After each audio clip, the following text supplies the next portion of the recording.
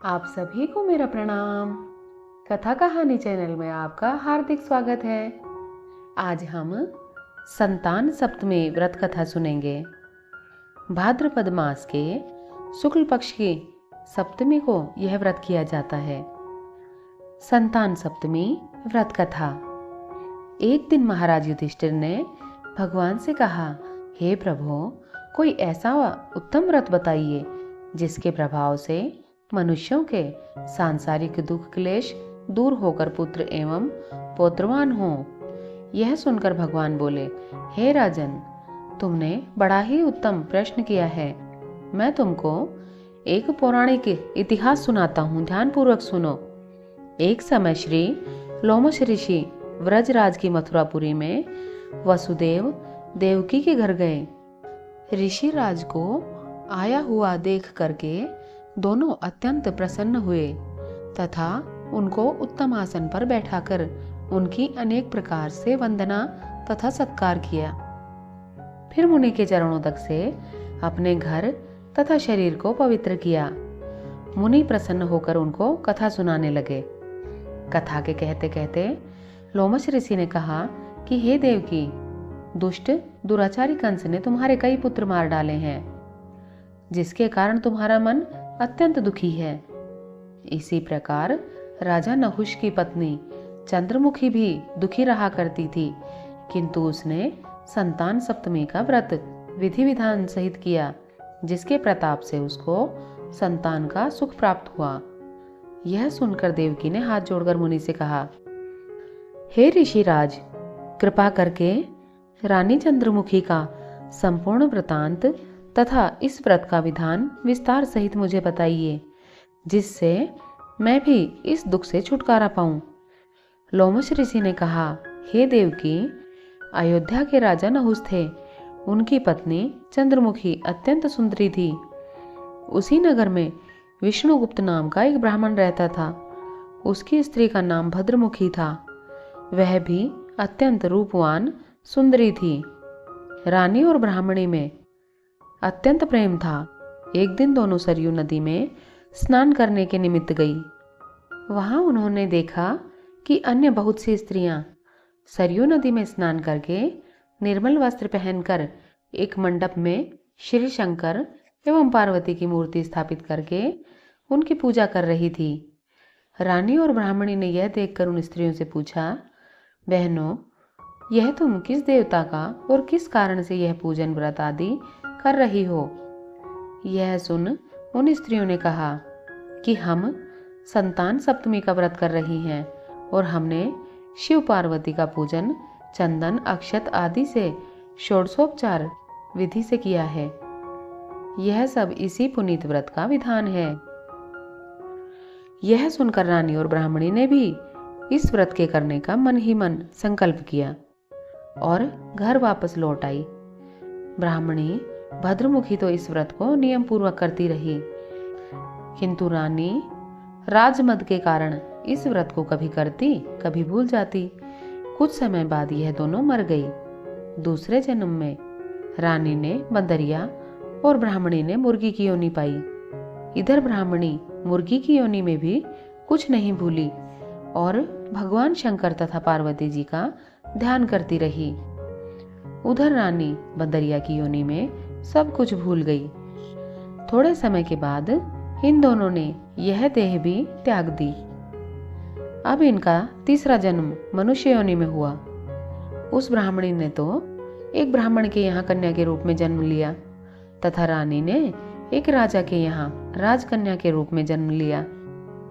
उस ब्राह्मण कन्या का नाम भूषण देवी रखा गया तथा विवाह योग्य होने पर उसका विवाह गोकुल निवासी अग्नि झील नामक ब्राह्मण से कर दिया।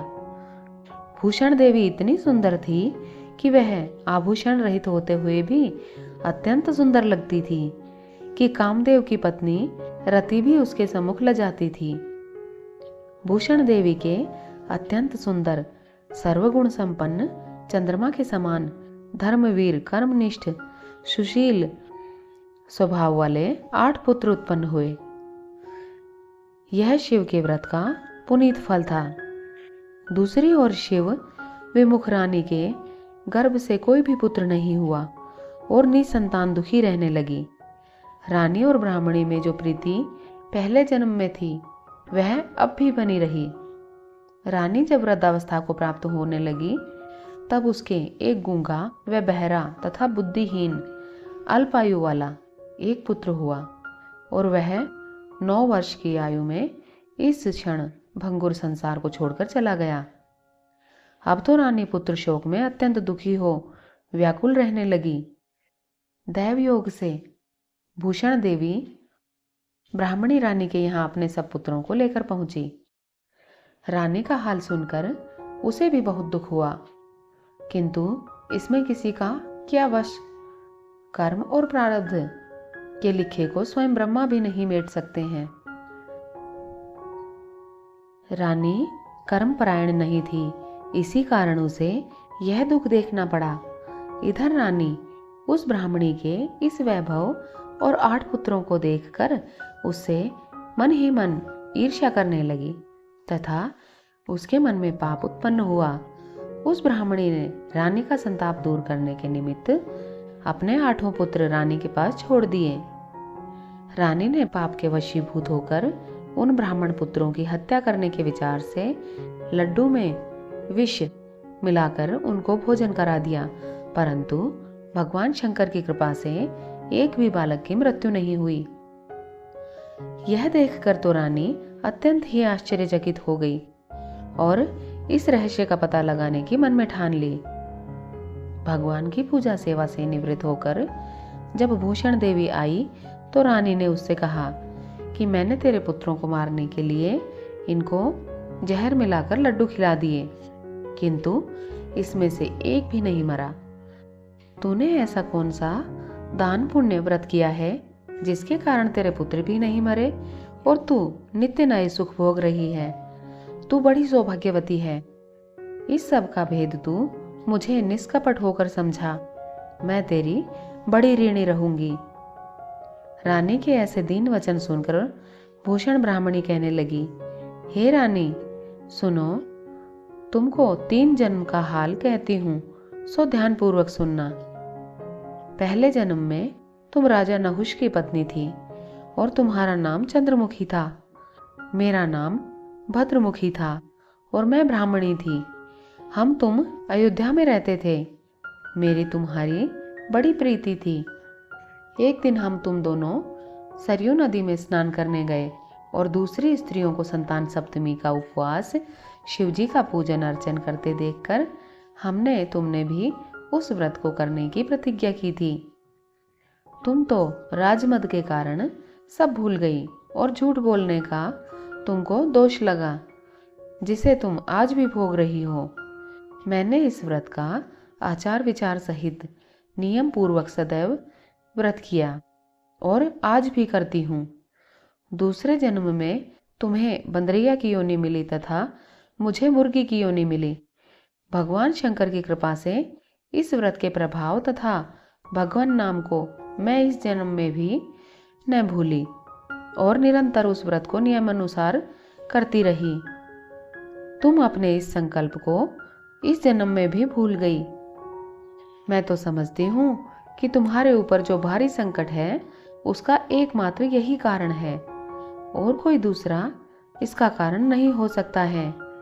इसलिए कहती हूँ कि आप अब इस संतान सप्तमी के व्रत को करिए, जिससे तुम्हारा यह संकट दूर हो जावे। लोमश जी ने कहा, हे देवी, भूषण ब्राह्मणी के मुख से अपने पूर्व जन्म की कथा तथा व्रत संकल्प इत्यादि सुनकर रानी को पुरानी बातें याद आ गई और पश्चाताप करने लगी। अब रानी भूषण ब्राह्मणी के चरणों में पड़कर क्षमा याचना करने लगी और भगवान शंकर पार्वती की अपार महिमा के गीत गाने लगी। उसी दिन से रानी ने नियमानुसार संतान सप्तमी का व्रत किया, जिसके प्रभाव से रानी को संतान सुख भी मिला तथा संपूर्ण सुख भोग कर रानी शिवलोक को गई। भगवान शंकर के व्रत का ऐसा प्रभाव है कि पथ भ्रष्ट मनुष्य भी अपने पथ पर अग्रसर हो जाता है और अंत में ऐश्वर्य भोग कर मोक्ष को पाता है। लोमश ऋषि ने फिर कहा कि हे देवकी, इसलिए मैं तुमसे भी कहता हूँ कि तुम भी इस व्रत को करने का दृढ़ संकल्प अपने मन में करो तो तुमको भी संतान सुख प्राप्त होगा।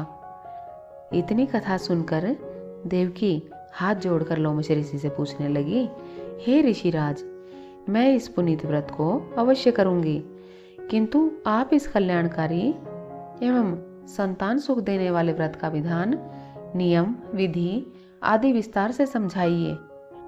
यह सुनकर ऋषि बोले, हे देवकी, यह पुनीत व्रत भादों के महीने की शुक्ल पक्ष की सप्तमी के दिन किया जाता है।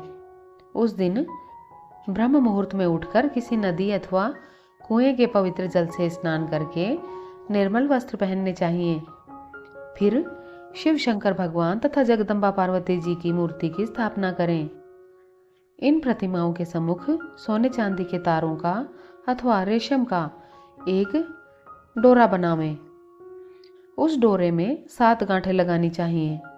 इस डोरे की धूप दीप अष्टगंध से पूजा करके अपने हाथ में बांधें और भगवान शंकर से अपनी कामना सफल होने की शुद्ध भाव से प्रार्थना करें।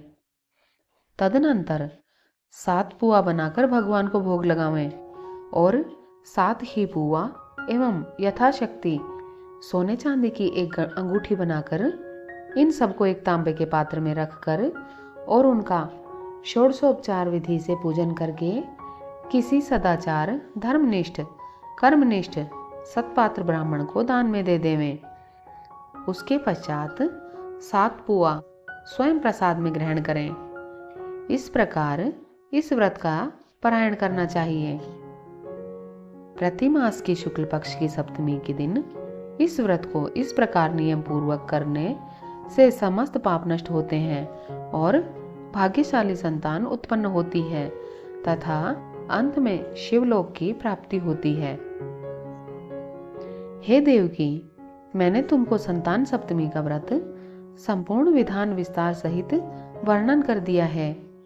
उनको अब तुम नियम पूर्वक करो, जिससे तुमको उत्तम संतान प्राप्त होगी। इतनी कथा कहकर भगवान आनंद कंद श्री कृष्ण ने धर्मावतार युधिष्ठिर से कहा कि लोमश जी इस प्रकार हमारी माता को शिक्षा देकर चले गए। ऋषि के कथनानुसार हमारी माता देवकी ने इस व्रत को नियमानुसार किया, जिसके प्रभाव से हम उत्पन्न हुए।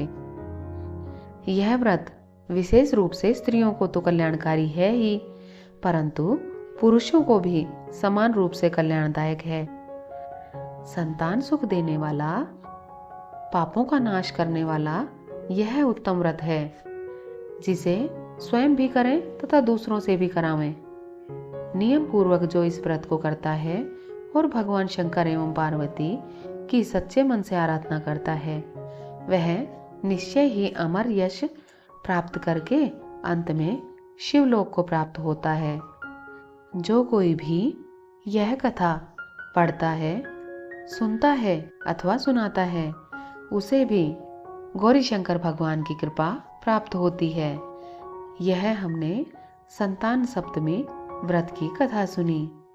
हमारी कथा कहानियाँ सुनने के लिए आपका हृदय से बहुत बहुत धन्यवाद।